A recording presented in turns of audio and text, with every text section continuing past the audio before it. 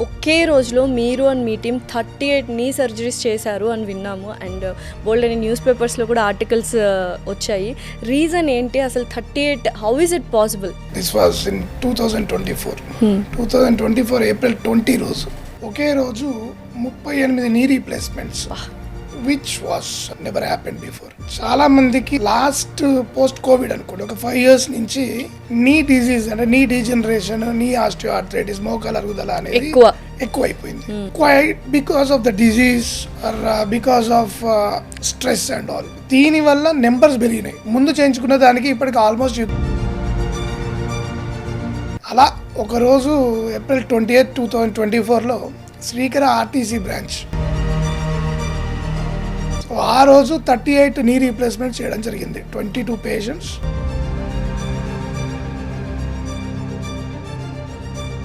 Morning 5 o'clock start చేస్తే evening around 5:36 వరకు.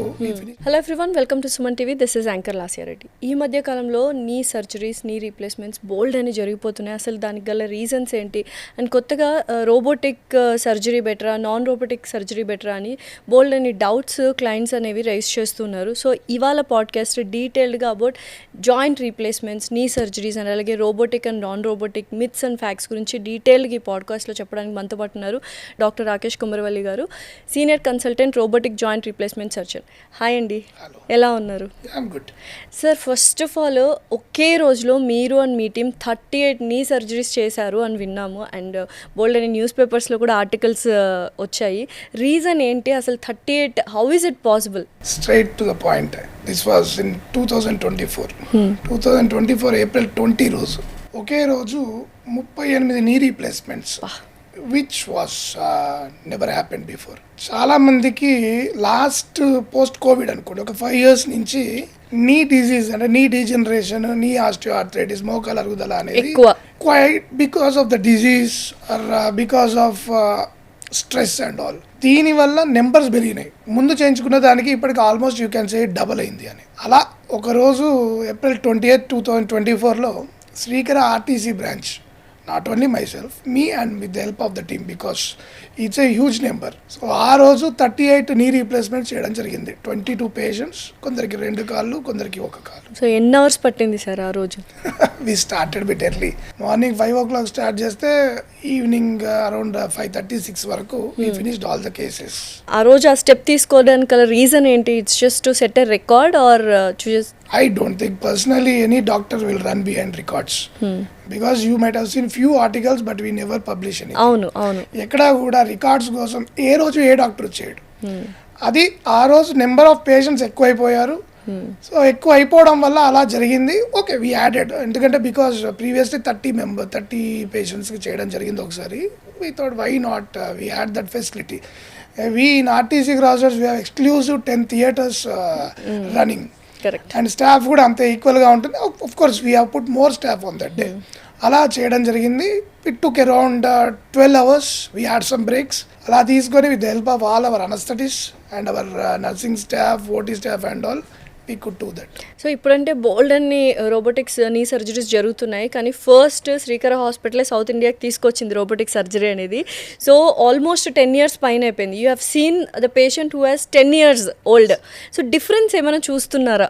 Last 2-3 yearsలో హైదరాబాద్లో more than 10 to 15 hospitals have got robotics. Now everyone is doing good robotics. Because Hyderabad is blessed to have good orthopedic surgeons across the corner of the Hyderabad. మంచి orthopaedic surgeons, ఇదివరకే నీ రీప్లేస్మెంట్స్లో చాలా successful surgeons ఉన్నా కూడా 2 years నుండి all hospitals, bigger hospitals are equipped with robotics. But we are being the pioneers in robotics. 2017లో మొట్టమొదటిసారి ఇంకా అందరూ ఎందుకు నార్మల్ నీ రీప్లేస్మెంట్ చేసుకుందాము, బాగుంటుంది, నావిగేషనే డిఫికల్టీ అని అందరు డాక్టర్స్ అనుకుంటున్న టైంలో 2017లో సౌత్ ఇండియాలో knee replacement with the help of robotics introduce చేసింది శ్రీకర హాస్పిటల్. డెఫినెట్లీ ఒక మంచి చైర్మన్, ఒక విజనరీ చైర్మన్ అఖిల్ దాడి, who is the owner of Srikara hospital. ఈ హ్యాడ్ దట్, ఆ విజన్ ఉన్నది ఆయనకి.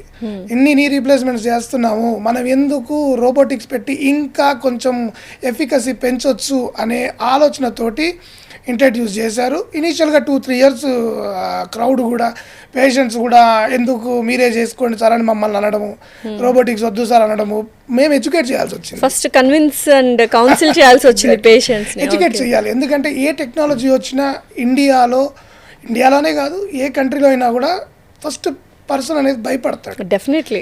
ఎందుకు డాక్టర్ గారి దగ్గరికి వెళ్ళిపోతే అయిపోతుంది, మా మదర్ చేయించుకుంది, మా ఫాదర్ చేయించుకున్నాడు, అలా చేయించుకుంటే సరిపోతుంది కదా, ఈ రోబోటిక్స్ ఎందుకు అనుకున్నారు. ఇనిషియల్గా తక్కువ నెంబర్స్ ఉండేవి. కాకపోతే అవేర్నెస్ పెరిగి, అవేర్నెస్ పెరిగి, టెక్నాలజీని స్టడీ చేసి పిల్లలు ఉంటారు, వాళ్ళు కూడా రోబోటిక్స్ మోర్ ప్రిసైజ్డ్ అన్న దాంతో రోబోటిక్స్ పెరిగింది. లాస్ట్ 6-7 ఇయర్స్లో unbelievable numbers. Okay sir, first of all అసలు ఇన్ని నీ రీప్లేస్మెంట్స్, జాయింట్ రీప్లేస్మెంట్స్ అవ్వడానికి గల రీజన్ ఏంటి? ఈ మధ్యకాలం లాస్ట్ మీరు అన్నట్టు ఆఫ్టర్ కోవిడ్ చాలా ఎక్కువైపోయాయి. రీజన్ ఏంటి? మనం ఏమైనా జాగ్రత్తలు తీసుకోవచ్చా లైక్ నీ రీప్లేస్మెంట్ అవ్వకుండా ఉండడానికి? Simple reason, from the beginning ఇప్పటి వరకు ఇండియాలో కింద కూర్చునే అలవాటు, స్క్వాటింగ్ పొజిషన్ అంటాం.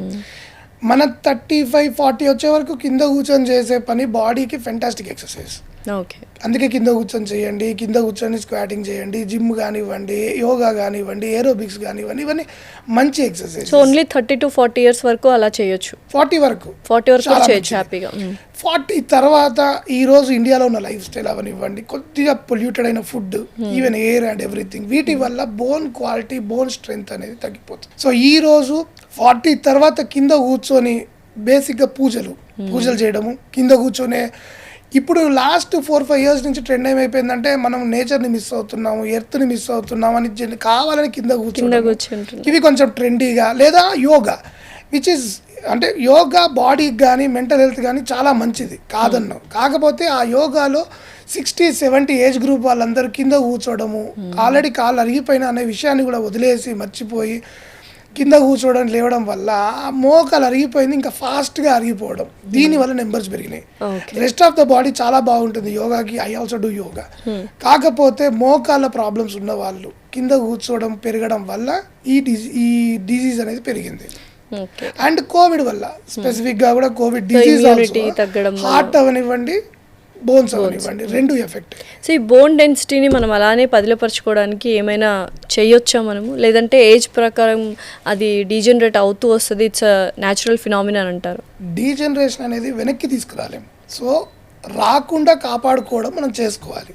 స్లో చేయొచ్చు అంటారా? స్లో చేయొచ్చు. ఇప్పుడు అది ఏదైనా ఫస్ట్ స్టేజ్లో, సెకండ్ స్టేజ్లో ఈ అరుగుదల అనే బేసిక్స్ ఉంటాయి కదా, ఈ అరుగుదలని మనం రిస్ట్రిక్ట్ చేసుకోగలం. అంటే ఒక 2 ఏళ్ల నుంచి 3 ఏళ్లలో నెక్స్ట్ స్టేజ్కి వెళ్తున్న దాన్ని మనం 5 ఏళ్ల నుంచి 7 ఏళ్ల వరకు ప్రొలాంగ్ చేయగలం. ఇనీషియల్గా అందుకే పేషెంట్స్ని, డాక్టర్స్ని కలవండి అని చెప్పేది ఈ డిలే చేయడం కోసం. సో చాలా మంది వచ్చిన తర్వాత ఒక 5 years 10 years చేయించుకుందాంలే అన్న వాళ్ళు కొంచెం ఎక్కువ డిలే చేస్తూ ఉంటారు కదా, అలాంటి వాళ్ళకి ఏమైనా సైడ్ ఎఫెక్ట్స్ కానీ, ఆపరేషన్ చేయలేని స్థితి కానీ ఏమైనా ఉంటుందా నెగ్లిజెన్స్ వల్ల డిలే చేస్తూ లాంగ్ టర్మ్? ఎవరైనా ఒక 2 డాక్టర్స్ లేదంటే నీ రీప్లేస్మెంట్ స్టేజ్కి వచ్చారు, ఫస్ట్ వాళ్ళు చెప్పడం కాదు, మనకే ఇనీషియల్గా నేను నడవలేకపోతున్నాను, నా పనులు నేను సొంతంగా, లైఫ్ స్టైల్ అంతా ఆల్టర్ అయిపోయింటుంది, ఇలా అయిపోయిన పేషెంట్స్ ఖచ్చితంగా ఒక డాక్టర్ ఒపీనియన్స్ తోటి నీ రీప్లేస్మెంట్ స్టేజ్లో ఉన్నారు అన్న స్టేజ్ వచ్చినప్పుడు ఒక 6 months to 1 yearలో డెసిషన్ తీసుకొని యూ సెటిల్ ద థింగ్స్ అన్ని అడ్జస్ట్ చేసుకొని సర్జరీకి వెళ్ళిపోవాలి. లేదు నాకు ఒకడు క్రీమ్ రాశాడు, ఒకడు ఏదో ట్యాబ్లెట్స్ ఇచ్చాడు, నార్త్ ఇండియాలో ఆ ట్రీట్మెంట్ ఉంది, సౌత్ ఇండియాలో ఈ ట్రీట్మెంట్ ఉందని వెళ్ళి రావడం వల్ల వచ్చే ప్రాబ్లం ఏంటి అని అంటే డిసీజ్ నేను ఇందాక చెప్పినట్టు వెనక్కి వెళ్ళదు, ఎప్పుడు ముందుకే వెళ్తుంది. ప్రాబ్లమ్స్ ఏమొస్తాయి, కాంప్లికేషన్స్ ఏమొస్తాయి, ఇంట్లో ఎవరో చుట్టుపక్కల వాళ్ళు వీళ్ళు ఎందుకమ్మ కూర్చో, నువ్వు మళ్ళీ లేవలేవు, ప్రాబ్లమ్స్ వస్తాయి, నువ్వు నీ పన్ను చేసుకుంటే చాలు కదా అంటారు. కానీ డిసీజ్ ఆగకపోవడం వల్ల ఈరోజు నువ్వు 50 అడుగులు వేసి నీ పని నువ్వు చేసుకుంటున్న స్టేజ్ నుంచి 3 ఏళ్లలో నీ పని చేసుకోలేక ఒక పర్సన్ తోడుగా ఉంటే గానీ నీ పని కాదు అనే స్టేజ్కి వస్తావు. అది చాలా దారుణం. అంటే ఆ టైంలో కూడా నీ రీప్లేస్మెంట్స్ చేయొచ్చు. ఎముకలు వంకర పోయి లేదు నడవలేని స్థితిలో ఉండి కొందరికి వంగిపోయిన ఎముకలు విరిగిపోతాయి. సో విరిగిపోయిన వాళ్ళకి కూడా లేదా వంగిపోయిన వాళ్ళకి కొంచెం ఎక్స్టెన్షన్ రాడ్స్ అంటాం. సో నీ రీప్లేస్మెంట్లో వాడిన పార్ట్స్ కాకుండా దానికి ఒక అటాచ్డ్ రాడ్ పెట్టి నీ రీప్లేస్మెంట్ చేయడం జరుగుతుంది. బట్ సజెషన్ ఈజ్ అంత దూరం తెచ్చుకోవచ్చు. ఏ రోగమైనా ఇనీషియల్గా పట్టేస్తే అయిపోతుంది. ఇప్పుడు అడ్వాన్స్మెంట్స్ అయ్యాయి, టెక్నాలజీ ఇంప్రూవ్ అయిపోయింది, ట్రీట్మెంట్స్లో అడ్వాన్స్మెంట్స్ వచ్చేసాయి. ఇప్పుడు ఏంటంటే చాలామంది రోబోటిక్ సర్జరీ చేయించుకోవాలి అని అప్పట్లో మీరు స్టార్ట్ చేసినప్పుడు ఎందుకు రోబోటిక్, నార్మల్గా డాక్టరే చేసేస్తే నిజంగానే రోబోటిక్ సర్జరీ అంటే రోబోట్సే చేస్తారా డాక్టర్ ప్రమేయం లేకుండా అని చాలామంది క్వశ్చన్స్ అడుగుతుంటారు, layman question, but still people want to know about it. ఏంటి రోబోటిక్ సర్జరీ, కన్వెన్షనల్ సర్జరీ ఏదైనా డాక్టరే, మెయిన్ డాక్టరే. కాకపోతే ఏంటి అసలు ఎగ్జాక్ట్లీ అంటే టాపిక్ వచ్చింది, ఈ రోబోటిక్ ఏంటి, నార్మల్ ఏంటి.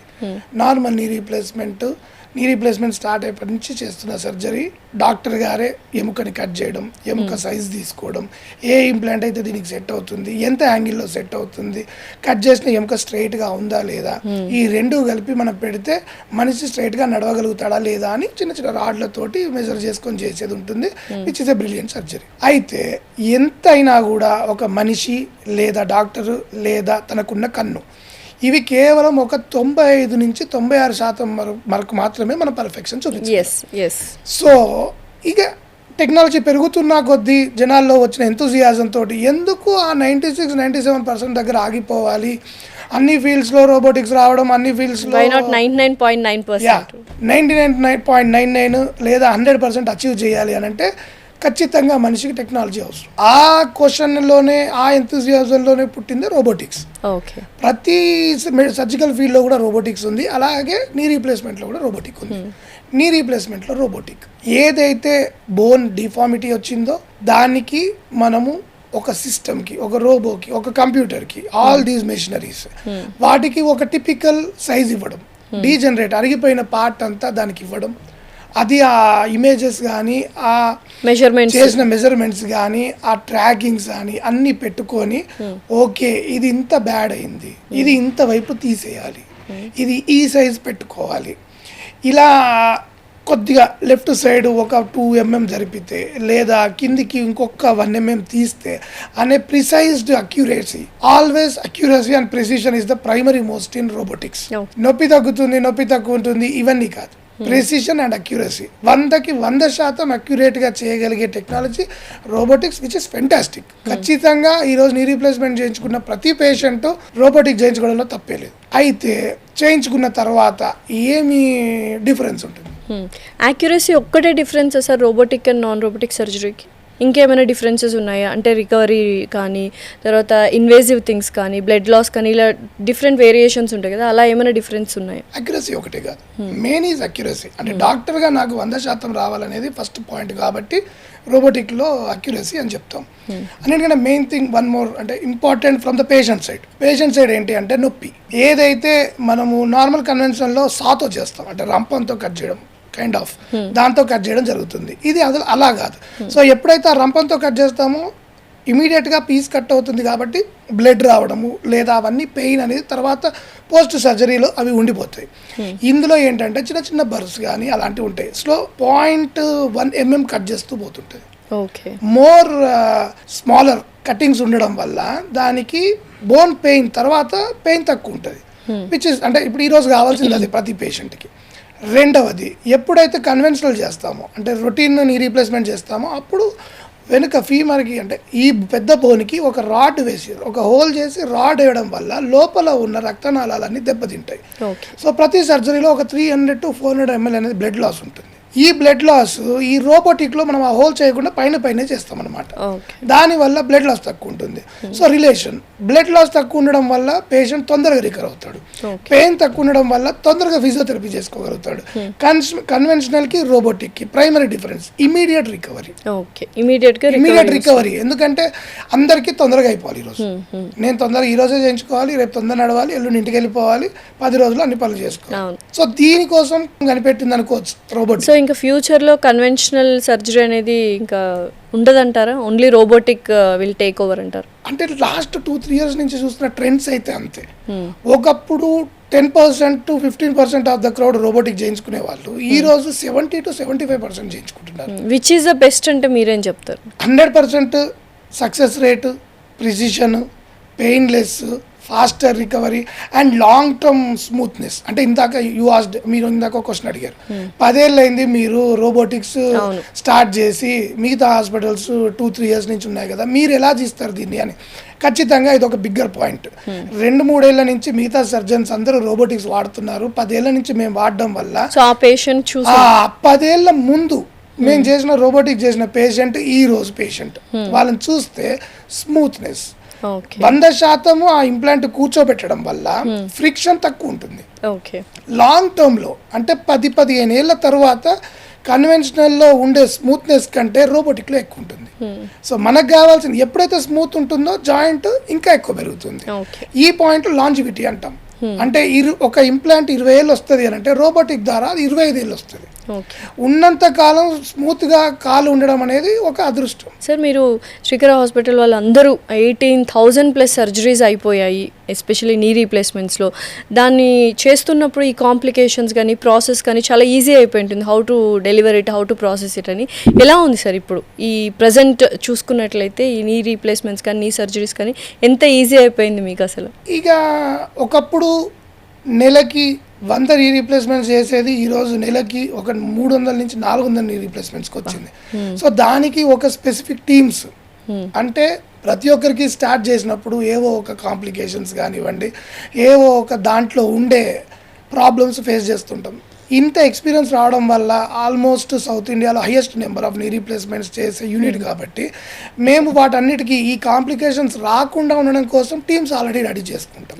ఫాస్ట్ ట్రాక్ అనస్థీషియా అనొచ్చు, ఒక బ్రిలియంట్ కార్డియాలజీ ఎఫికసీ టీమ్ అనొచ్చు.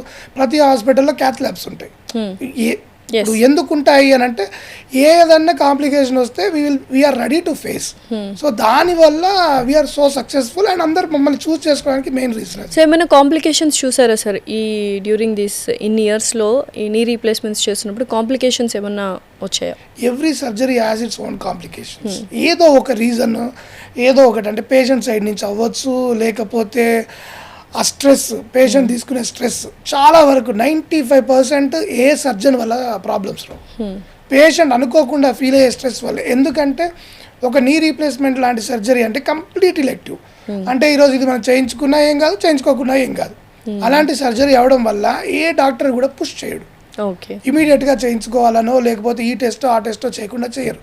అందరూ సిటీలో ఉన్న నా ఫ్రెండ్స్ అవ్వచ్చు, అక్రాస్ ద కంట్రీ అవ్వచ్చు, ఎవరైనా కూడా దానికి కావాల్సిన ప్రీ హెల్త్ చెకప్, హార్ట్ అయితేనేమి, kidneys, lungs, blood complete checkup అయ్యి ఫిట్ ఉన్నారు అని అంటేనే తీసుకుంటాం. ఇన్ని తీసుకున్నాక కూడా కొన్నిసార్లు అంటే నెంబర్స్ వైజ్ పోవాలి అంటే ఒక 3,000 to 4,000 సర్జరీస్ నెంబర్ తీసుకుంటే 1 or 2 కాంప్లికేషన్స్ ఉంటాయి. బట్ ఎందుకు వచ్చాయి, మళ్ళీ వీటిని ఎలా అవాయిడ్ చేసుకోవడము అనేది ఒక బిగ్గర్ ఇన్స్టిట్యూట్లో వచ్చే సక్సెస్. ఓకే సార్, ఇన్ని సర్జరీస్ అవుతున్నాయి కదా, కాంట్రా ఇండికేషన్స్ ఏమైనా ఉన్నాయి, వీళ్ళకి చేయకూడదు వీళ్ళకి మాత్రమే చేయాలి అన్నది ఏమైనా ఉందా? Medically unfit, heart unfit, kidneys unfit. Okay, ఇవి అంటే 2-3 times హార్ట్ అటాక్ వచ్చింది, బైపాస్ అయ్యి హార్ట్ కండిషన్ బాగాలేదు, మీకు బీపీ ఉన్నా చేయించుకోవచ్చు, షుగర్ ఉన్నా చేయించుకోవచ్చు, పెరాలసిస్ వచ్చింది ఇది వరకు, మేజర్ హార్ట్ కానీ కిడ్నీ ఈ టైప్ ఆఫ్ ప్రాబ్లమ్, అంటే అవి కూడా ఈ రోజు నేను సర్జరీ చేస్తే ఏమన్నా అవ్వచ్చు అనే కండిషన్లో డ్యూరింగ్ సర్జరీ ఆ హార్ట్ కండిషన్స్ హార్ట్ బైపాస్ అయింది, లేదు స్టెంట్ పడింది, ముందు పక్షవాతం వచ్చింది, వీటికి కూడా చేసుకోవచ్చు. ఎప్పుడైనా పేషెంట్ ఫిట్ ఉన్నాడు అని ఒక కార్డియాలజిస్ట్ కానివ్వండి, ఒక ఫిజిషియన్ కానివ్వండి, ఒక అనస్థెటిస్ట్ కానీ చూసి బాగున్నారు అన్నప్పుడు సర్జరీకి ప్రొసీడ్ అవ్వచ్చు. Sir, major mistakes patients after surgery చేసేవి ఏంటి, అండ్ వాటి వల్ల మళ్ళీ ఇంకొకసారి సెకండ్ టైం సర్జరీకి వెళ్ళిన వాళ్ళు చాలామంది చూసుంటారు ఇన్ ఇయర్స్లో, మేజర్ మిస్టేక్స్ ఏంటి పేషెంట్స్ చూసి? Major mistake choosing the hospital also. మంచి వెరీ ఇంపార్టెంట్, దాంట్లో కాంప్రమైజ్ అయ్యే క్వశ్చన్ లేదు. మంచి ఎక్స్పీరియన్స్డ్ హాస్పిటల్స్ని చూస్ చేసుకోవాల్సిన బాధ్యత మాత్రం ఖచ్చితంగా పేషెంట్. నా ఇంటి పక్కనే ఉంది, మాకు తెలిసిన అబ్బాయి, మా చుట్టాల అబ్బాయి, లేకపోతే తక్కువ చేస్తున్నాడు, నేను financial qualified and experienced doctors అయితే వెరీ ఇంపార్టెంట్. ఎప్పుడైనా అంతే కదండి. మంచి హోటల్కి వెళ్తాం, ఎందుకు వీళ్ళకి నేమ్ ఉంది బాగా చేస్తారు అన్న పేరు ఎలా అవుతుంటుందో, ఇది మన లైఫ్, నీ లైఫ్ నువ్వు డిసైడ్ చేసుకోవాలి. అంతేగాని చుట్టుపక్కల దగ్గరలో ఉంది, నేను ఏమైనా ప్రాబ్లం వస్తే వెళ్ళిపోవచ్చు అని పోయేది కాదు. ఇది కష్టమైన, దూరమైన, అక్రాస్ ద స్టేట్ చెప్తున్నాను నేను. ఎందుకంటే వేరే వేరే స్టేట్స్ నుంచి వచ్చి మా దగ్గర ఎందుకు చేయించుకుంటున్నారు ఈరోజు? ఇక్కడ బాగుంటుంది, ఎక్స్పీరియన్స్డ్, చాలా నెంబర్స్ చేశారు, సో ఏదైనా వస్తే మనకి గైడెన్స్ ఉంటుంది అని మా దగ్గర దాకా వస్తారు. సో బయట అన్ని డిస్ట్రిక్ట్స్ వాళ్ళకి చెప్పేది అదే, పక్కనే ఉంది చేయించేసుకుంటే అయిపోతుంది అనే సర్జరీ కాదు ఇది. చెయ్యి విరిగితే కాలు విరిగితే రాడలేయడం కాదు, కంప్లీట్ లైఫ్ స్టైల్ మారిపోతుంది. 20 ఏళ్ళ ముందు నువ్వు ఎలా ఉన్నావో, ఎంత హ్యాపీగా ఉన్నావో ఈ రోజు అలా అవుతావు. ఇలాంటి సర్జరీలు ఏ విషయంలో కూడా మనీ అనుకోండి, హాస్పిటల్ అనుకోండి, డాక్టర్ అనుకోండి, కాంప్రమైజ్ అవ్వద్దు. ఖచ్చితంగా టార్గెట్ పెట్టుకొని నేను డాక్టర్ గారి దగ్గరికి వెళ్ళి చేయించుకుంటాను. సో మంచి డాక్టర్ని చూస్ చేసుకోవాలి. ఇంకా ఏమున్నాయి sir patients mistakes? Patient mistake అంటే పోస్ట్ సర్జరీ ఒక ర్యాప్ ఎస్టాబ్లిష్ చేయాలి. ఫాలో అప్స్ కానీ ఈ రోజు till date number of surgeries, don't go with the numbers, number of surgeries, ఎన్ని సర్జరీస్ చేసినా ప్రతి patient has my personal number, super, which is quite rare. ఎందుకు ఇస్తాం, ఏముంది, ఆ పేషెంట్ మళ్ళీ ఫోన్ చేస్తాం, ఇలాంటివి కాదు. అర్ధరాత్రి ఏ రోజైనా పేషెంట్కి డౌట్ వస్తే నేనే ఆన్సరబుల్. నా ల్యాండ్లైన్కి ఫోన్ చేసి డాక్టర్ గారి అపాయింట్మెంట్ రేపండి, ఎల్లుండండి, ఇవన్నీ జరగవు. ఇంతలో పేషెంట్ మర్చిపోతాడు, వదిలేస్తాడు, లైఫ్ లాంగ్ ఇబ్బంది పడతాడు. డెఫినెట్లీ ఈ రిలేషన్ ఎస్టాబ్లిష్ చేసుకోవడం కోసమే I have very big team. So ఇప్పుడు చాలా మంది హాస్పిటల్స్ డైరెక్ట్ డాక్టర్ నెంబర్ అయితే ఎవరు ఇవ్వరు. కాకపోతే knee replacement is a different surgery. దాన్ని you have to keep him as your personal family member. So ఎవరైతే నీ సర్జరీ చేశారో ఆ డాక్టర్ నెంబర్ కంపల్సరీ తీసుకోవాలి. అలా అని చెప్పాను అంటే ఫర్ ఏ గుడ్ రీజన్ ఉండాలి అని కాదు. నేను అలా ఎస్టాబ్లిష్ చేసుకున్నాను. ఎందుకు అని అంటే నాకు తెలిసినాయి ప్రాబ్లమ్స్. అర్ధరాత్రి 3 o'clock 4 o'clock కాల్స్ తీసుకున్నప్పుడు ఓకే పేషెంట్కి ఇలా ప్రాబ్లమ్స్ వస్తాయి, మనం అవైలబుల్గా ఉండాలి అని చేసింది ఇది. అలా చేసుకొని ఉన్న పేషెంట్స్ ఇప్పుడు సక్సెస్ఫుల్గానే ఉన్నారు. మెయిన్ ప్రాబ్లమ్స్ ఏంటి అని అంటే సర్జరీ చేయించుకుంటారు, చాలా పెద్ద హాస్పిటల్లో ఒక కాలుకి 5-6 లక్షలు చేయించుకొని బ్రహ్మాండంగా వెళ్ళిపోతారు. మళ్ళీ డాక్టర్ పేషెంట్ని చూడ్డు, పేషెంట్ డాక్టర్కి వెళ్ళాడు. ఏమైపోతుంది, ఇది ఆ రోజు అయిపోయే సర్జరీ కాదు. దాని తర్వాత ఒక 1 month of fantastic rehabilitation. Srikar is blessed to have అంటే మంచి ఫిజియోథెరపీ టీం ఉంది మొదటి నుంచి మాకు అన్ని బ్రాంచెస్ లో. అండ్ చాలా మంది ఇక్కడ ఫిజియోథెరపీ చేయించుకోకుండా ఆగిపోతుంటారు, వాళ్ళకి కూడా లైక్ డిఫరెంట్ ప్రాబ్లమ్స్ వస్తాయని విన్నాను. మోస్ట్ కామన్ మిస్టేక్ పేషెంట్స్ చేసేది they don't go for physiotherapy అంటున్నారు. భయం.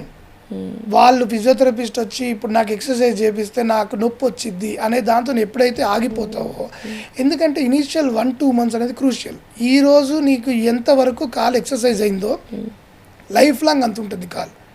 సో కొంచెం నొప్పి ఉన్నా కూడా ఖచ్చితంగా ఒక 1 రోజులు ఫిజియోథెరపీ చేయించుకొని మళ్ళీ డాక్టర్ని విజిట్ చేసి సార్ ఇది ఇలా ఉంది, ఇంకేమన్నా ఇంప్రూవ్మెంట్ చేయాలా, బాగుందా, ఇది వన్ ఆఫ్ ద. చాలా మంది ఈ కలవకపోవడమో ఫిజియోథెరపీ చేయకపోవడమో ఒకటి.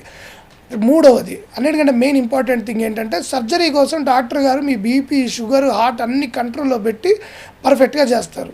ఇంటికి వెళ్ళిపోయిన తర్వాత మనం నడవలేము కదా, నడవకపోవడం వల్ల పెద్ద ఇంటరాక్ట్ అవ్వకపోవడం వల్ల షుగర్, బీపీ అనేది అన్కంట్రోల్డ్కి వెళ్తుంది కొందరికి. నువ్వు ముందు ఆపరేషన్ చేయించుకోక ముందు రోజు టాబ్లెట్ వేసుకోవడం, 3 months ఒకసారి చెక్ చేసుకోవడం ఎలా అయితే చేసావో పోస్ట్ సర్జరీ కూడా చేయాలి. సడన్ గా బీపీ, షుగర్లు నువ్వు పెంచేసుకుంటే సరిపోదు. సో మన బేసిక్ లైఫ్ స్టైల్ ఎలా, సర్జరీ అనగానే బెడ్ రెస్ట్ అనుకుంటారు, ఆ ఫిజికల్ వాక్ కూడా చేయరు చాలా మంది. అవసరం లేదు. నీ రీప్లేస్మెంట్ లో నెక్స్ట్ డే నుంచి నడిపించవచ్చు, అందరు డాక్టర్స్ నడిపిస్తారు, నడవచ్చు, మన పనులు మనం చేసుకోవచ్చు. మన డిసీజెస్ బీపీ, షుగర్, థైరాయిడ్ వీటన్నిటిని కంట్రోల్లో పెట్టుకోవాలి.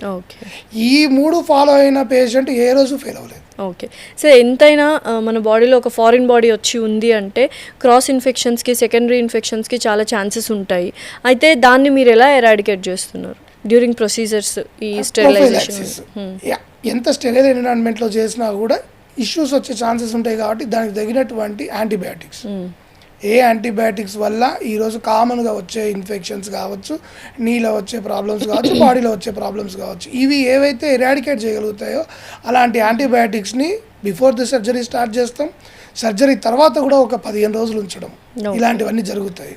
ఓకే, సో మీరు చాలా నీరు సర్జరీస్ చేశారు కాబట్టి యంగెస్ట్ పేషెంట్ ఎవరు అండ్ ఎల్డెస్ట్ పేషెంట్ ఏజ్ నుంచి ఏజ్ వరకు చేయొచ్చు మనం ఈ నీ రీప్లేస్మెంట్స్? కీళ్ళవాతంతో సఫర్ అంటే నీ రీప్లేస్మెంట్స్ స్టేజ్కి రావడానికి వన్ ఆఫ్ ద రీజన్ కీళ్ళవాతం, రుమటాయిడ్ ఆర్థరైటిస్ అంటాం. రుమటాయిడ్ ఆర్థరైటిస్ వల్ల అంటే పుట్టుకతో రుమటాయిడ్ ఆర్థరైటిస్ జూనియర్ ఆరే అంటాం. దానివల్ల ఒక పేషెంట్కి 30 ఏళ్ళ నుంచి కీళ్ళవాతం ఉండి 32 yearsకి నా దగ్గర నీ రీప్లేస్మెంట్ చేయించుకున్నాడు. ఆపలేము, ఎందుకు నడవలేని స్థితిలో ఆయన 6 ఏళ్ళు ఉన్నాడు. సరే చూద్దాం 40 వరకైనా తీసుకొద్దాం అని ఆగాం, కానీ ఇంకా నడవలేని స్థితిలో 32 ఏళ్ళకి చేశాను. అలాగే ఒక ఆర్మీ మ్యాన్, నేను ఎందుకు ఫిట్గా ఉండొద్దు, నాకు ఇంకా లైఫ్ 10 ఏళ్ళు ఉండనివ్వండి, 5 ఏళ్ళు ఉండనివ్వండి, నేను బతికున్నంత కాలం ఖచ్చితంగా నా కాళ్ళతోటి నేను నడవాలి, వాకింగ్ వెళ్ళండి. Army people they are stubborn. ఫిట్గా ఉండాలనుకునే మనుషులు మనస్తత్వం ప్రతి ఒక్కరు కూడా అలా ఉండాలి. 89 ఇయర్స్ చేసి కూడా 4 years అయింది. Is good. అవునా సార్? రికవరీ ఏమైనా డిఫరెన్స్ ఉంటుందా సార్ అంత ఏజ్డ్ పర్సన్కి? అండ్ బోన్స్ కూడా మీరు అన్నట్టు కొంచెం రిజార్బ్ అయిపోతూ ఉంటాయి. సో అలాంటి వాళ్ళకి ఎలా మరి? ఆస్టియోపోరోసిస్ ఏజ్ ప్రకారం వచ్చే బోన్ ఒక వీక్నెస్ అంటాం దాన్ని. ఈ బోన్ వీక్నెస్ని ఖచ్చితంగా మగవాళ్ళలో 70 పైన, ఆడవాళ్ళలో 60 పైన చూస్తుంటాం. అయితే ఎస్టిమేట్ చేసుకోవాలి. ఇందుకే ఎక్స్పీరియన్స్ అనేది ఎస్టిమేట్ చేసుకోవాలి. బోన్ ఇంత బ్యాడ్ అవుతుంది, కొన్ని రోజులు ఏదన్నా బోన్ క్వాలిటీ పెంచడం కోసం ట్రీట్మెంట్ ఇచ్చి తర్వాత దాన్ని టచ్ చేద్దామా, ఒకవేళ బోన్ నిలబడట్లేదు అంటే ఎక్స్టెన్షన్ రాడ్స్ ఉంటాం, అలాంటిది ఏదైనా పెట్టి చూద్దామా. ఇన్ఫ్యాక్ట్ 89 years పేషెంట్ ఫాస్ట్గా రికవర్ అయ్యాడు నా దాంట్లో 32 years పేషెంట్ కంటే. ఓ ఇదేంటి అంటే లోపల మనకుండే మెంటల్ కాన్ఫిడెన్స్. ఓకే, అది కూడా very important, crucial role play చేస్తుంది అంట. Very good. అంటే నువ్వు స్ట్రాంగ్గా ఉండి నేను చేయించుకుంటున్న సర్జరీ నేను బాగా అవ్వాలి అని ఎప్పుడైతే మెంటల్గా ఫిట్గా ఉంటామో ఖచ్చితంగా ఫాస్టర్ రికవరీ ఉంటుంది. సో ఇన్ని సర్జరీస్ అవుతున్నాయి కదా సార్, ఫినాన్షియల్స్ కానీ ఒక్కొక్క సర్జరీ ఒక్కొక్క కాలుకి ఇంత అవుతుంది అన్నట్టుగా మాట్లాడుకుంటూ ఉంటారు. ఏంటి ఆ కాస్ట్ కానీ ఫినాన్షియల్స్ ఎలా ఉంటాయి ఏంటి? ఒక్కొక్క హాస్పిటల్కి డిఫరెంట్ ఛార్జెస్ ఉంటాయి. దేనివల్ల అటువంటి ఛార్జెస్ అంటే ట్రీట్మెంట్ని బట్టి ఉంటాయా, లేకపోతే డాక్టర్ని బట్టి ఉంటాయా, హాస్పిటల్ని బట్టి ఉంటాయా? ఇక corporate hospitals they charge differently. ఒక్కొక్కరు ఒక్కొక్క హాస్పిటల్ వాళ్ళకి ఎంత టారిఫ్ అవుతుంది, ఎంత అవుతుంది అనేది ఉంటుంది. సంథింగ్ అరౌండ్ ఒక 2 lakhs to 4 lakhs మధ్యలో వేరీ అవుతున్నాయి depending upon non robotic and robotics అనేది. కొంచెం ఇన్సూరెన్సెస్ పెరిగినాయి, అవేర్నెస్ పెరిగింది పోస్ట్ 2020 థ్యాంక్స్ టు కోవిడ్. దాంట్లో ఇన్సూరెన్సెస్ పెరిగి ఈరోజు సో మెనీ పీపుల్ అందరు ఇంత ముందుకు వచ్చి సర్జరీ చేయించుకోవడానికి ఫైనాన్షియల్గా కూడా ఇన్సూరెన్సెస్ హెల్ప్ చేస్తున్నాయి. చాలా వరకు 90% ఇన్సూరెన్సెస్ మొత్తం కవర్ చేసేసి ఇష్యూస్ ఏం లేవు. లేని వాళ్ళు పెట్టుకోవాల్సి వస్తుంది. బట్ అక్కడే నేను చెప్పేది, ఎక్కడ కాంప్రమైజ్ అవ్వద్దు. ఇక్కడ ఒక 50,000 తక్కువ అవుతుంది, దగ్గరగా 1 lakh తక్కువ అవుతుంది అని ఎక్కడ కాంప్రమైజ్ అవ్వద్దు. మంచి ఇంప్లాంట్ లోపల వేసే ఇంప్లాంట్స్ మంచి ఉండాలి. సో అవి కూడా డిఫరెంట్ టైప్స్ ఉంటాయా సార్? అంటే కాస్ట్ని బేస్ చేసుకొని అండ్ మెటీరియల్స్ని బేస్ చేసుకొని ఉంటాయా? లైఫ్ స్పాన్ని బట్టి కొన్ని ఇంప్లాంట్స్ క్రోమియం కోబాల్ట్ అంటాం, చూడడానికి స్టీల్ లా ఉంటుంది, ఒక 15 ఏళ్ళ వరకు వస్తుంది. ఇంకొకటి టైటానియం నైట్రేట్ గోల్డ్ అంటాం, 25 years వరకు వస్తుంది. ఆక్సిడైజ్డ్ జిర్కోనియం ఆక్సినియం ఒక 30 ఏళ్ళ వరకు వస్తుందని వాళ్ళ ల్యాబ్స్. ఎక్కువగా ఏది చేయించుకుంటుంటారు, జిర్కోనియమా లేకపోతే టైటానియమా, chromium cobalt? Oxinium and titanium nitrate gold, ఈ రెండు ఈరోజు చాలా కామన్గా వాడుతున్నటువంటి ఇంప్లాంట్స్.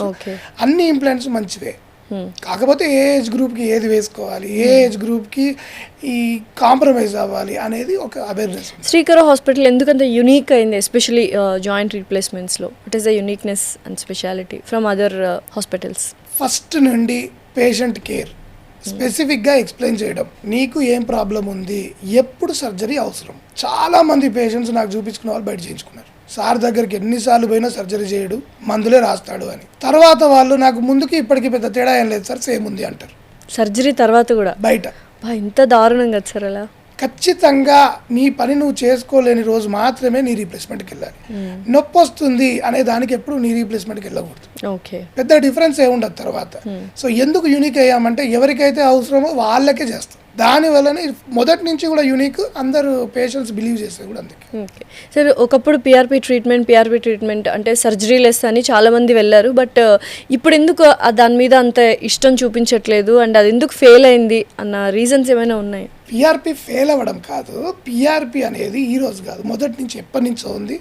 బిగ్గర్ నేమ్స్ ఉన్న డాక్టర్స్ పిఆర్పిని వాడేవాళ్ళు. కాకపోతే దాన్ని మేము ఎప్పుడు కూడా మొదటి స్టేజెస్లో అంటే 20% నుంచి 30-40% అరుగుదలలో ఉన్న పేషెంట్స్కి వాడేవాళ్ళం. ఎప్పుడైతే పెయిన్ ట్యాబ్లెట్స్ వేసుకోవడమో ఆయింట్మెంట్లు రాసుకోవడం వల్లనో ఫిజియోథెరపీ వల్లనో తగ్గట్లేదో అప్పుడు మేము పిఆర్పి ఇస్తే అది ఒక 6 months to 1 year వచ్చేది. దాన్ని మేము అలాగే వాడేవాళ్ళం. అది ఈ రోజు పుట్టుకొచ్చిన సైన్స్ కాదు, ఈ రోజు పుట్టుకొచ్చిన సో treatment. ఇనిషియల్ డేస్ లో ప్రొలాంగ్ చేయాలన్నప్పుడు మీరు యూస్ చేసేవాళ్ళు రెగ్యులర్ గా. It's part and parcel Part of and your parcel. Treatment. చాలా టైప్స్ ఆఫ్ ఇంజెక్టబుల్స్ ఉన్నాయి. ఎవరికి ఏ పేషెంట్కి ఏది అవసరం. ఇప్పుడు ఒకతను అమెరికాకి వెళ్తున్నాను 6 months లో వస్తాను సార్ అప్పుడు చేయించుకుంటానంటే ఇచ్చేది వేరు. నాకు టాబ్లెట్స్ పడట్లేదండి అంటే ఇచ్చేది వేరు. నాకు సర్జరీకి నేను సూట్ అవ్వనండి, నా హార్ట్ బాగాలేదు అంటే ఇచ్చేది వేరు. ఇలాంటివన్నీ చూస్ చేసి ఇచ్చేవాళ్ళం.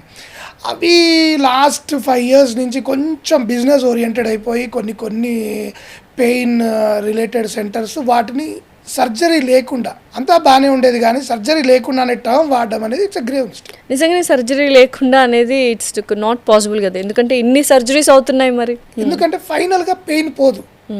దీనికి క్లైమాక్స్ ఆన్సర్ ఖచ్చితంగా నీ రీప్లేస్మెంటే. ఓకే. దాని మధ్యలో దీంతో తగ్గిద్దాం దాంతో తగ్గిద్దామంటే చాలామంది అంటే నీ సర్జరీ చేసిన అన్ని పేషెంట్స్ పిఆర్పి చేసుకుని వచ్చిన వాళ్ళే. ఓకే. అలాగే ఒక 1 year నుంచి తగ్గిపోయింది. అండ్ చాలా వరకు బయట సర్జరీస్ చేసుకొని అవి ఫెయిల్ అయ్యి మీ దగ్గరకు వచ్చినప్పుడు నేను చాలా విన్నాను. రీజన్స్ ఏంటి సార్ అక్కడ ఫెయిల్ అయిన తర్వాత ఇక్కడికి రాగల? More experience. నెంబర్స్ చేస్తూ చాలా ఎక్స్పర్టీస్ ఉన్న వాళ్ళ దగ్గర ఫెయిల్ అయినట్టు రేర్. నేను అన్నట్టు ఒక 3,000-4,000లో 1 or 2 ఉంటాయి తప్ప కొన్ని కేసెస్ చూస్తున్నాం. బికాస్ ఫ్రీ స్కీమ్స్ తక్కువలో చేయడము, ఇలాంటివి చేయడం వల్ల ఇంప్లాంట్ కాంప్రమైజ్ అవ్వడము, లేకపోతే ఇంకా మొత్తం నాలెడ్జ్ ఉండకుండా వీటి వల్ల కొంచెం ఏమైపోతుంది అని అంటే పేషెంట్ డిఫికల్టీస్లో పడిపోతాడు. అది ఏదైనా లూజ్ అవ్వడమో లేకపోతే ఇన్ఫెక్ట్ అవ్వడమో లేదా సాటిస్ఫాక్టరీ పెయిన్ అంటే పెయిన్ తగ్గలేదండి ఇంకా పెయిన్ వస్తుంది అనే కేసెస్ కనపడతాయి. సో ఎందుకు సార్ అంటే సర్జరీ అయిన తర్వాత కొన్ని రోజులకి అంటే ఆ సర్జరీ అది మొత్తం రికవరీ అయిన తర్వాత పెయిన్ ఉండకూడదు కదా, వాళ్ళ పనులు వాళ్ళు చేసుకోవచ్చు, బ్యాక్ టు లైఫ్ స్టైల్ అన్నారు కదా, ఎందుకు ఫెయిల్ అవుతున్నాయి కొన్ని? పెయిన్ అలానే సస్టైన్ ఎందుకు అవుతుంది ముందులాగే? కొన్ని రీజన్స్లో పెయిన్ ఏముంటుంది అంటే ప్రాపర్ ఫిజియో చేయకపోవడం. ప్రాపర్ ఫిజియోథెరపీ స్ట్రెచెస్ అంటే మనకున్న మజిల్స్ పైన హ్యామ్స్ అంటాము, స్క్వాట్స్ అంటాము, వీటి ఏమైపోతాయి అంటే అవి టైట్గా ఉండిపోతాయి. సో వాటిని ఫ్రీ చేసుకోవాలి. నీకు పెయిన్ ఎందుకు వచ్చింది అనేది ఫస్ట్ అసలు అసెస్ చేసుకోవాలి. Okay okay. నీ పెయిన్ ఏంటని అసెస్ చేసుకుంటే దానికి తగ్గట్టు ట్రీట్మెంట్ చేసుకోవాలి. నీ సర్జరీ తర్వాత డూస్ అండ్ డోంట్స్ ఏంటి? నీ సర్జరీ ముందైనా తర్వాత అయినా కింద కూర్చోవడం వద్దు. కింద అయితే అసలు కూర్చోకూడదు ఆఫ్టర్ 40. ముందేమో నీ అరిగిపోతుంది, ఏది దేవుడిచ్చిన నీ, తర్వాత డాక్టర్ ఇచ్చిన నీ కూడా అరిగిపోతుంది. కింద కూర్చొని లేసావంటే వెయిట్ ఎక్కువ పడి ఆ ఫ్రిక్షనల్ ఫోర్స్ వల్ల అది అరిగిపోతుంది. సో దాన్ని కాపాడుకోవాలి. ఓకే. రెండవది పోస్ట్ సర్జరీ. పోస్ట్ సర్జరీ ఏంటంటే వాకింగ్కి వెళ్ళొచ్చు, but it has to be limited. ఒక 2 నుంచి 3 kilometers మాత్రమే వాకింగ్కి వెళ్ళడం. మామూలుగా అయినా జాగ్రత్తలు, నడిచేటప్పుడు కింద వాటర్ ఉన్నాయా, జారి పడే ఛాన్స్ ఉందా, లేకపోతే స్లోపీ సర్ఫేసెస్, వీటిలో ఏంటంటే పడితే మనం నీ రీప్లేస్మెంట్ చేసి ఉంటాం కాబట్టి విరిగితే కొంచెం ఎక్స్ట్రా కేర్ తీసుకోవాల్సి వస్తుంది కాబట్టి అది మనం ముందే జాగ్రత్తగా ఉండాలి. Okay sir. యూజువల్గా నీ రీప్లేస్మెంట్స్ అంటే కొన్ని హాస్పిటల్స్ 7 to 8 lakhs అని కూడా ఛార్జ్ చేస్తున్నారు, బట్ ప్రతి ఒక్కళ్ళు అఫోర్డబుల్ చేసే ప్రైజెస్లో లేవు కదా, మరి వాళ్ళు ఏం చేయాలంటారు? మంచి సర్జరీ కావాలి, మంచి డాక్టర్తో కావాలి అంటే ఖచ్చితంగా ఎక్స్పెన్సివే. ఎక్స్పెన్సివ్ అనే పదానికి ఈరోజు నేను అందరికీ ఇచ్చే అడ్వైజ్ ఇన్సూరెన్స్. ఇన్సూరెన్స్ అనేది మీ లైఫ్ని మార్చుతుంది ఫైనాన్షియల్గా. 5 లక్షలు అడ్జస్ట్ అవ్వని కాదు, బట్ ఈ ఒక్క విషయానికే 5 లక్షలు 6 లక్షలు ఖర్చు పెట్టుకునే బదులు ఖచ్చితంగా అందరు ఇన్సూరెన్స్ చేసుకోవాలి. 40,000 30,000 ఇయర్లీ ఏం కడతాము అని ఆగిపోవడం వల్ల హాస్పిటల్స్లో ఈరోజు 20 లక్షల నుంచి 50-60 లక్షల వరకు బిల్స్ చూస్తున్నాం. ఈ రీప్లేస్మెంట్ కోసమనే కాదు, వేరే డిజీజెస్ వల్ల కూడా ఇంత బిల్స్ వస్తున్నాయి. వీటిని అవాయిడ్ చేయడం కోసం ఖచ్చితంగా ప్రతి మనిషి ఇన్సూరెన్స్ చేయించుకోవాలి. ఇంట్లో ఉన్న ప్రతి పర్సన్కి ఇన్సూర్ అయ్యి ఉండాలి. సో బేసిక్ ఇన్సూరెన్స్ పాలసీలో కూడా నీ సర్జరీ అనేది కవర్ అయ్యి ఉంటుందా సార్? ఖచ్చితంగా. ఓకే. అట్లీస్ట్ ఒక 10 లక్షల ఇన్సూరెన్స్ చేసుకుంటే హాస్పిటల్కి ధైర్యంగా వెళ్ళి ఏ ట్రీట్మెంట్ కావాలంటే ఆ ట్రీట్మెంట్, ఎంత కాస్ట్లీ ఇంప్లాంట్ కావాలంటే ఆ ఇంప్లాంట్ మనం ధైర్యంగా డాక్టర్ గారిని అడిగి వేయించుకోవచ్చు. ఓకే. ఒక పేషెంట్గా లేదా ఒక కొడుకుగా ఒక కూతురుగా మన పేరెంట్స్కి మనం ఇవ్వగలిగే గిఫ్ట్ ఇన్సూరెన్స్. డెఫినెట్లీ ప్రతి ఒక్కరు ఇన్సూరెన్స్ అనేది కంపల్సరీ చేయించుకోవాలి. Okay. So very regular question, normal layman question ఏంటంటే చాలామంది సర్జరీ తర్వాత అమ్మాయిలు ఎస్పెషల్లీ లేడీస్ హీల్స్ వాడచ్చా అని అడుగుతుంటారు. నిజంగానే హీల్స్ వేసుకోవచ్చా వాళ్ళు? వేసుకోవచ్చు. అంటే దాంట్లో ఎటువంటి ఇష్యూస్ లేవు, హీల్స్ వాడుకోవచ్చు, ఫుట్వేర్తో ఏమి ఇష్యూస్. Okay done. ఇంకా what you want to say finally to the audience about Srikar hospitals and the knee surgeries? Knee surgery అనేది ఒక ఫెంటాస్టిక్ సర్జరీ. లైఫ్ మొత్తం మార్చుకునేటటువంటి, అంటే మన లైఫ్ స్టైల్ ముందున్న పెయిన్ అంతా పోయి చాలా కంఫర్ట్గా చాలా హ్యాపీగా ఉండేటువంటి సర్జరీ నీ రీప్లేస్మెంట్ సర్జరీ. ఎందుకు శ్రీకరాన్ని ఎంచుకోవాలి అని అంటే success rate majorly, success rate రెండవది, అవసరం ఉంటేనే ఆపరేషన్ చేస్తాం, లేకపోతే ఛాన్సే లేదు. అడిగినా కూడా పేషెంట్ వెళ్ళిపోతా అన్నా కూడా టచ్ చేసే ఛాన్సే ఉండదు. ఇది ఖచ్చితంగా ముందు నుంచి ఫాలో అయ్యేది. ఈ రెండే, సక్సెస్ అండ్ నీడ్, ఈ రెండు ఉంటేనే మనిషి కూడా చాలా హ్యాపీగా ఉంటుంది. Yes, definitely. Thank you so much sir. Thank you.